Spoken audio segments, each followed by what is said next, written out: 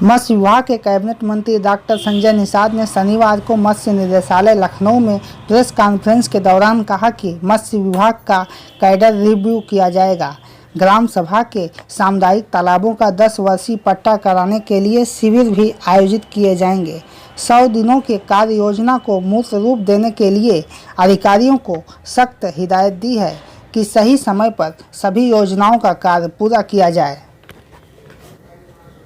उसे सामान्य दर पर दिया जाए। ये सरकार जब योजना दे रही है तो राजस्व विभाग भी उनके करे और हम लोग ऊर्जा विभाग से भी करें। इसमें कुछ लैब नहीं है तो हम लोग मोबाइल लैब लगा रहे हैं कि वो मोबाइल लैब जो है चारों तरफ से पूरे हर ज़िले में जाए, डोर टू डोर जाए कि पोखरे का पीएच चेंज करें कि मछली न मरे, ज़मीन पे पीएच चेंज करें। और हम लोग एक ट्रेनिंग सेंटर प्रोग्राम बना रहे हैं कि हम लोग जो परंपरागत पेशेवर हैं, जो हम बाप दादे से मछली मारते आ रहे हैं, पालते आ रहे हैं, तो उस पर नई विश्व स्तरीय जो टेक्नोलॉजी है उसे हम लोग सहयोग करके लगवाएं और उसे मत्स्य उत्पादन में हम लोगों ने लक्ष्य निर्धारित किया है कि उत्तर प्रदेश को 100 महीने के अंदर हम लोग रेंचिंग करेंगे, 750 हेक्टेयर पोखरों का हम लोग निर्माण करेंगे और हम लोग अभी परीक्षण करेंगे पोखरों का कि उसमें पीएच जो है मछली का उत्पादन अच्छा हो सके। और हम लोग नर्सरी का भी डेवलपमेंट करेंगे। जो पहले हम लोग हेचरी से सीधे पोखरे में डालते थे तो पता चला मॉर्टेलिटी रेट 50% था, लेकिन अगर हम उस जीरे को जो बच्चे तुरंत पैदा होते उसे हम किसी नर्सरी में डेवलप करके डॉक्टर के देख रेख में उसे हम बढ़ा कर पोखरों में ले जाते हैं तो उसका उत्पादन बढ़ सकता है। आज हम सभी विभाग के अभी जितने भी विभाग के जितने भी बड़े पदाधिकारी अधिकारी निदेशक जो होता है, एक्सपर्ट होता है, इंस्पेक्टर एक्सपर्ट होते हैं, उनसे हम लोग सुझाव ले रहे हैं पूरे प्रदेश में कि किस ज़िले में क्या कमी है, क्या दिक्कतें हैं, क्या बेहतर हो सकता है। वो सुझाव किन नीतियों में परिवर्तन हो सकता है, किस पर हम काम कर सकते हैं। जैसे इनके बीमा योजना है तो बीमा हो जाता है लेकिन मत्स्य पालक के पास उसके बाद सर्टिफिकेट न होने के बाद वो मर जाता है, लेकिन उसे बीमा का लाभ नहीं मिल पाता है, सूचना नहीं मिल पाती विभाग को। तो उसे हम लोग मेला लगाएंगे और जिनको बीमा हुआ है उन्हें एक पत्र देंगे, धन्यवाद देंगे कि आपको बीमा कराए थे, ये 5 लाख का कैजुअलिटी पर है, 2.5 लाख का हमारा जो है वो डिसेबिलिटी पर है, 25,000 उससे अस्पताल में है। तो उसमें हम लोग कौन कौन से प्रपत्र लगेंगे वो उसमें लिखा रहेगा और नामिनी का नाम लिखा रहेगा कि किसी दिक्कत किसी समय दुर्घटना होने पर नामिनी इतना पत्र इस पते पर जमा करे और बीमा का लाभ ले। ऐसे कुछ कमियों को उन्होंने दर्शाया। केकेसी बैंक वाले नहीं मंगा रहे हैं, कुछ उसमें कठिन है क्योंकि बैंक के लोगों की कमी है कि वो अमीर को देखते हैं, गरीब को नहीं देखते हैं। तो हम लोग अधिकारियों के जिम्मेदार बना रहे हैं, उनकी लायबिलिटी तय कर रहे हैं कि हर ज़िले में कम से कम 10,000 केकेसी कार्ड बन जाए। उनको जो 3 लाख रुपए हेक्टेयर के हिसाब से है तो उसमें केकेसी बनने के बाद प्रधानमंत्री योजना में उन्हें व्यवस्था दिया कि 1 साल के अंदर अगर वो अपना क्या नाम है पैसा जमा कर देते बैंक को तो भारत सरकार उसके ब्याज को भर देगी। मतलब बिना ब्याज के 3 लाख रुपए इनको 1 साल का मिलेगा। उसमें FPPO बनाना, फिशरीज फार्मिंग प्रोड्यूसर ऑर्गेनाइजेशन बनाना, उसमें कठिनाई आ रही है।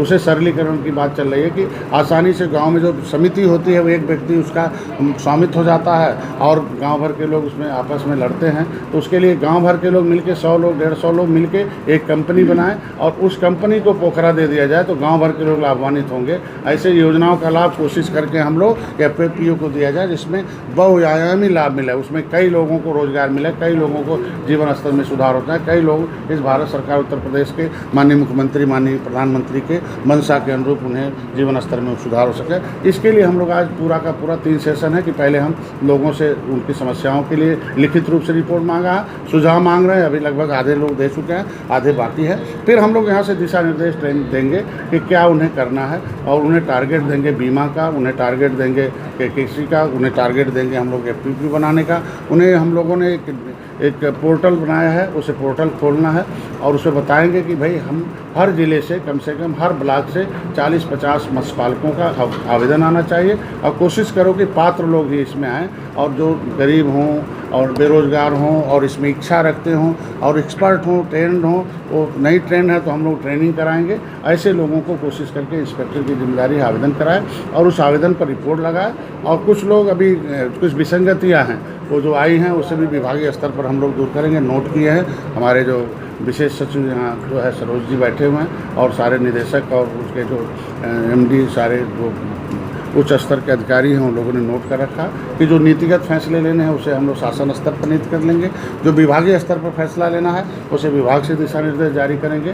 कुछ ऐसी विसंगतियाँ हैं जैसे तालाब जो है शहर का तालाब है वो जहरीला हो जाता, मछली मरने लगती हैं, फिर पेपर में छपता, अखबार में छपता है और दोष विभाग का हो जाता है और पोखरा जो है नगर निगम के नाम से है। तो ऐसे विभागों को हम लोग लिखेंगे कि उस पोखरे को मत्स्य विभाग को दे दिया जाए, उसका सुंदरीकरण भी जाएगा, उसे पालन भी कराएगा और उसे बेहतर रोजगार के साधन दे दिए जाएंगे।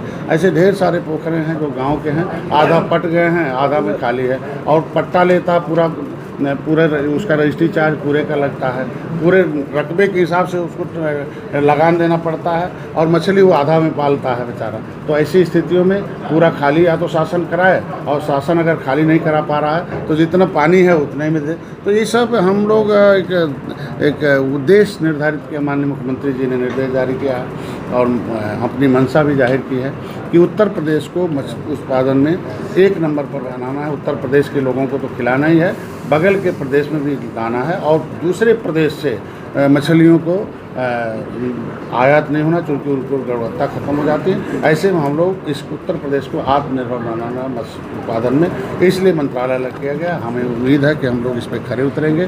कुछ और भी संगतियाँ हैं, जैसे मान लीजिए कलकत्ता से वो बड़े वाले विदेशी मंगूर आते हैं जिस पर प्रतिबंध जारी है, लेकिन कुछ माफियाओं के चलते वो मंगूर आ रहे हैं, उस पर विभाग हमारा उसको बदनाम किया जाता है।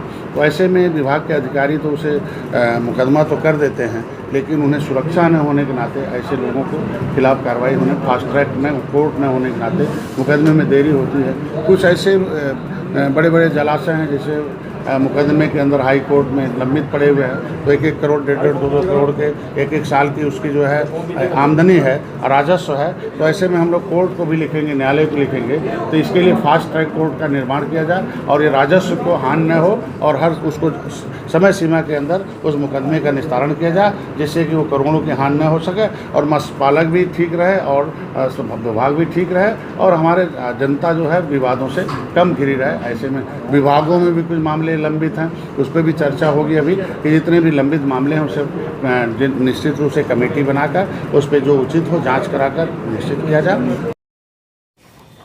आत्मनिर्भर भारत अभियान के अंतर्गत प्रधानमंत्री मत्स्य संपदा योजना के माध्यम से कार्य निर्धारित है। प्रदेश में सघन मत्स्य पालन के लिए नई तकनीकों जैसे रिसर्कुलेटरी एक्वाकल्चर सिस्टम, एकीकृत मत्स्य पालन, बायोफ्लॉक को अपनाने हेतु मत्स्य उद्यमियों को प्रेरित किया जाएगा। 18 अप्रैल से 31 जुलाई तक किसान क्रेडिट कार्ड भी बनाए जाएंगे।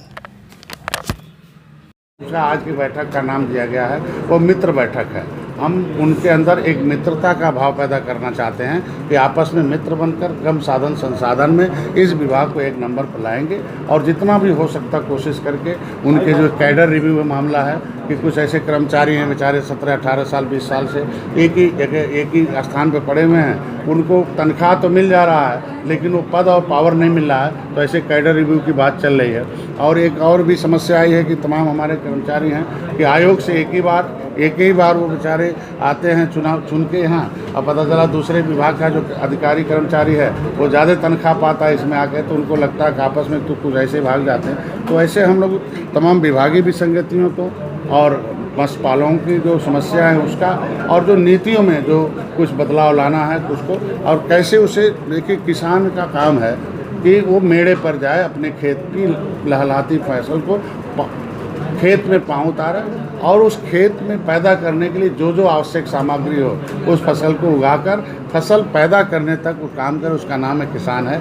तो डॉक्टर संजय एक तरीके से मत्स्य पालकों के किसान हैं। हमें उस धरातल पर जाना है जहाँ मछली पाली जाती है और उसमें हमें खुद पोखरे में उतर के देखना है उस मत्स्य पालक की क्या समस्या है और कैसे उस फसल को हम आगे बढ़ा सकते हैं। और ऐसे जो किसान होते हैं जो दिल्ली, बम्बई, कलकत्ता चले जाते हैं, उनके खेत पर कब्जा हो जाता है। तो मैं नहीं चाहता हूं कि हमारे इस विभाग पर किसी दूसरे माफियाओं का, किसी और क्षेत्र के लोगों का कब्जा हो। जो लाभार्थी हैं उन्हें मिले, जो नीडी हैं उन्हें मिले, गरीबों को रोजगार मिले।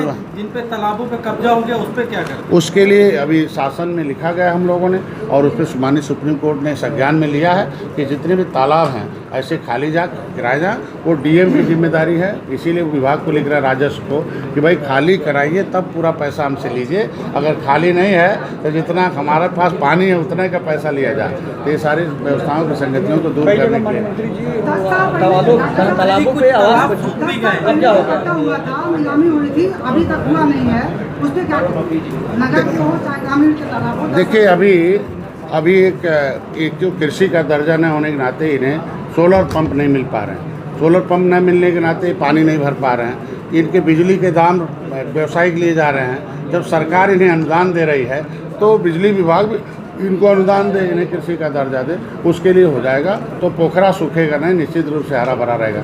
इसीलिए जो निष्क्रिय पोखरे हैं उसे सक्रिय बनाने की सूचना मांगी जा रही है, और विभाग उसे खुद लेकर अपने हाथों में उसे सक्रिय कराने का कोशिश करेगा। आपकी नज़र में माफिया कौन लोग हैं, कौन लोग करते हैं? देखिए, कुछ लोगों के रैकेट पहले चलते थे। जैसे मान लीजिए जो वे मंगूर मछली है, इसमें तो सारे लोग कई बार पेपर में आप लोग छाप चुके हैं, कौन उसमें लिखता है कौन नहीं लिखता है, उसमें हमें नाम लेने की आवश्यकता नहीं है।